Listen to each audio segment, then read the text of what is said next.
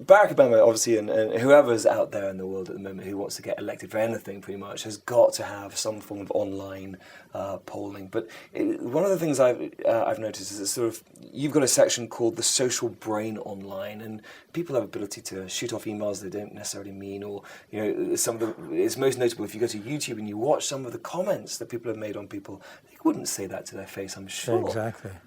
So why is that, and where do you think it's going? Well, here's the problem. Our brains are designed for face-to-face interaction. And the social brain, when we're interacting with someone, is constantly managing us, telling us, okay, you can say that, don't say that, now you should do this. Online, there is no channel for the social brain.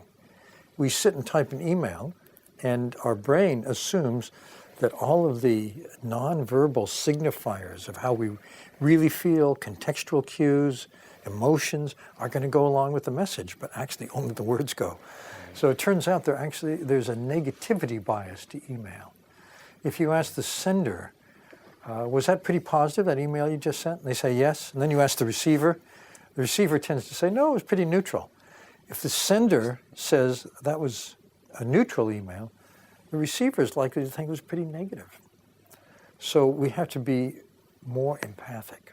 We have to think before we send an email, how is this going to be received? How can I get across the emotions? Emoticons are not quite enough. You really need to think about the words.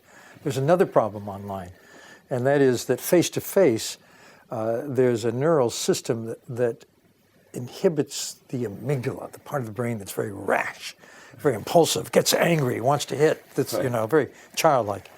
And that inhibitory system is nullified completely online because there's no feedback for it. So we have what's called a disinhibitory effect, where the rashest, most childlike part of us online is freed to say that thing, send that email when we're really worked up that we're going to regret later. Right. So I always think that it's much better if you can, have a Skype call maybe, or a video conference, or at least see the other person, or even a telephone call. A lot of emotional messages are sent by voice. But when we're almost piloting blind emotionally when we're just online.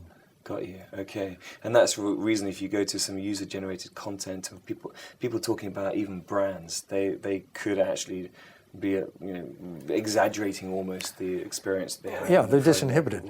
Yeah. So as you alluded to, people will say things online that they would never say face-to-face. Right. That's the reason why it's good to get sort of face-to-face exposure with the people you're talking to online as well, isn't it? Yes, exactly. Well, there are a lot of business implications for this because more and more people work in virtual teams.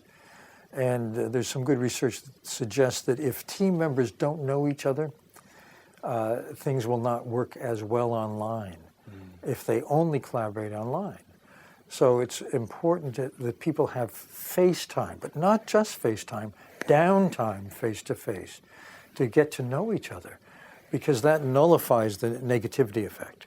Got you. If you know the person, they say, oh, well, that's Frank, he's like that. Yeah. I know a lot of Franks.